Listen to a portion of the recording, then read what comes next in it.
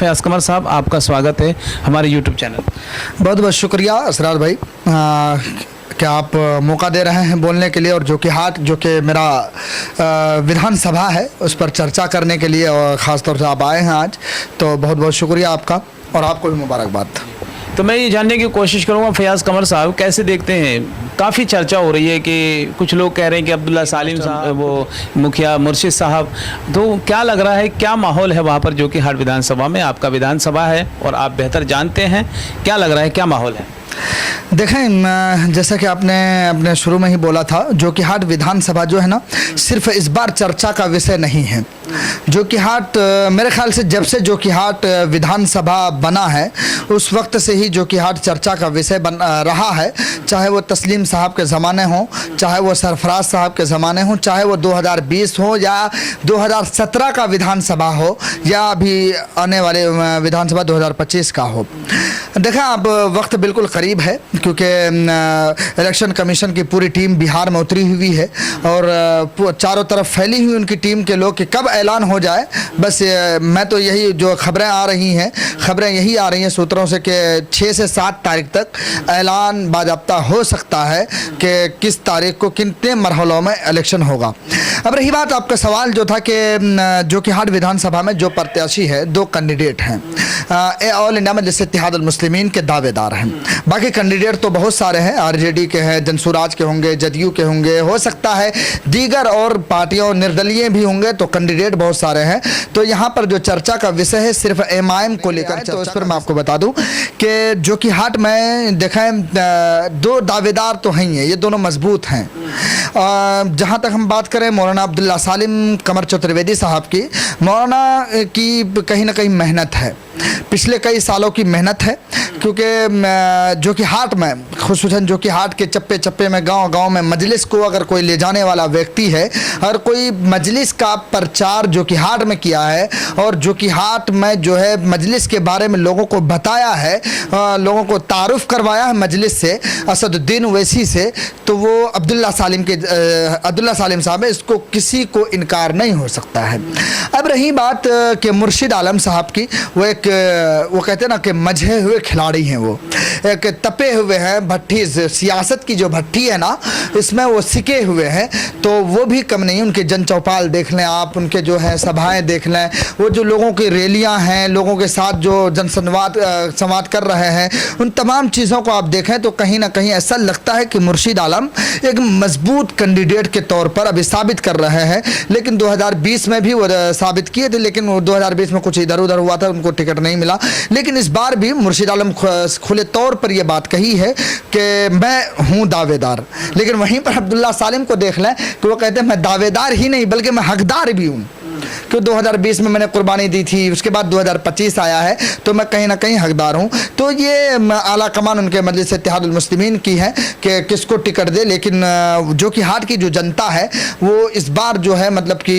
एक ऐसे कैंडिडेट की तरफ जाना चाहते हैं जो कैंडिडेट जोकीहाट की फलाह कर सके, जोकीहाट की तरक्की कर सके, जोकीहाट से कम जो है रिश्वतखोरी ख़त्म कर सके,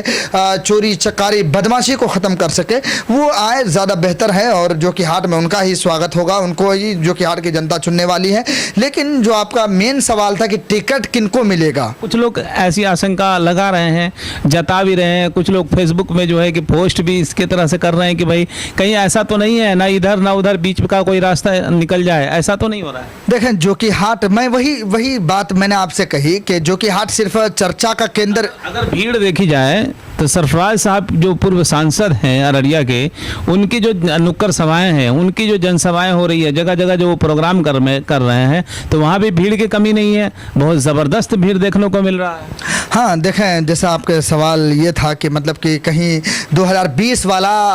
अंदाज तो नहीं अपनाया जाए, 2020 जैसा काम तो नहीं होगा 2025 में भी, तो इसको ना आप मतलब नज़रअंदाज नहीं कर सकते हैं। आप इसको आप सिर्फ मतलब ये आराम से नहीं बैठ सकते हैं कि 2020 में जैसा हुआ था अब नहीं होगा।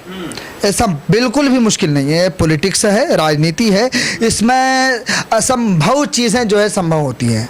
नामुमकिन को भी मुमकिन बनाया जाता है, उसका नाम पॉलिटिक्स है, उसका नाम राजनीति है। तो आपने भीड़ की बात करी, भीड़ जाहिर सी बात है, पुराने सांसद हैं वो, जो कि हाट के लिए लड़े हैं वो, जो कि हाट से विधायक रहे हैं, तकरीबन 18 साल विधायक रहे हैं वो, तकरीबन 3 साल तक सांसद रहे हैं वो, 2-2.5 साल तक। तो कहीं ना कहीं उनकी अपनी मजबूती है, उनकी अपनी पकड़ है, और नुक्कड़ सभाएं देख लें उनकी, मतलब सब पर भारी हैं अभी फिलहाल में,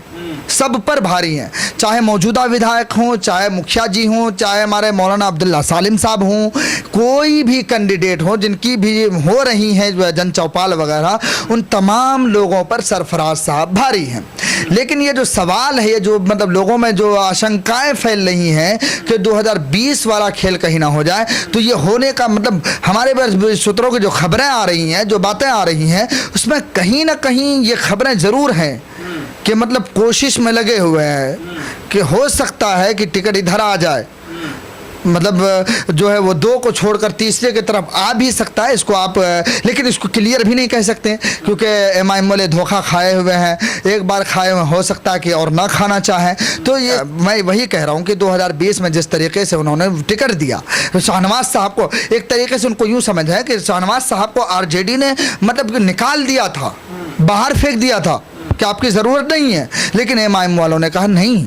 जो कि हाट को ज़रूरत है, आप आइए। तो जो कि हाट के लोगों के लिए उनको टिकट दिया गया, उनको जिताया भी। तो मैं इसलिए इस बात को कह रहा हूँ कि एमआईएम के नज़रिया से अगर आप देखें तो एमआईएम के जो लोग हैं, एमआईएम के जो चाहने वाले लोग हैं, वो कभी भी ये नहीं चाहेंगे, जो पुराने कार्यकर्ता हैं, नए की बात तो छोड़िए, नए लोग जज्बाती होते हैं, पुराने लोगों की बात करें, उनकी बात वो यही चाहेंगे कि किसी ऐसे शख्स को ना मिले जिसका मतलब एतमाद ना हो। लेकिन आप राजनीति में ये भी क्लियर नहीं कह सकते कि मतलब ये आदमी ऐसा होगा वैसा होगा। भाई मैं शुरू में कह रहा हूँ कि मुश्किल चीज़ है जो है। अगर देखा जाए 2020 में मुखिया मुर्शिद जी को जब टिकट नहीं मिला तो बगावत कर लिया था उन्होंने। तो आपके पास वो इंटरव्यू नहीं है क्या? मैंने इंटरव्यू लिया था, मुर्शिद आलम ने कहा कि अगर मुझे टिकट नहीं मिलता है तो मेरे सहयोगी जो मेरे कार्यकर्ता हैं, जो मेरे लोग हैं, जो मेरे पार्टी से जुड़े, उनको मिल जाए,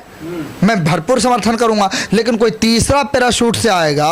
तो उनका मैं बिल्कुल समर्थन, फिर से बगावत करेंगे हम। बाज़ाब्ता मुर्शिद आलम ने ये बात कही है, लेकिन मैं इस वक्त जो है इन तमाम बातों का ये नहीं है कि इन बातों पे चर्चा की जाए। बस इतनी सी बात यूँ करें कि अभी फ़िलहाल जो कि हाट में, मौजूदा वक्त में जो कि हाट में अगर एमआईएम के दावेदार 2 कैंडिडेट, तो अगर तीसरे को मिल जाता है तो जो कि हाट के लोगों का ये भी कहना है, जैसे हमारी बातें होती हैं पर हम लोगों से भी मिलते हैं, मेरे लोगों से बातचीत होती है, उनका कहना है कि अगर सरफराज साहब को टिकट मिल जाता है तो जो कि हाट में एमआईएम को मेहनत करने की ज़रूरत नहीं पड़ेगी।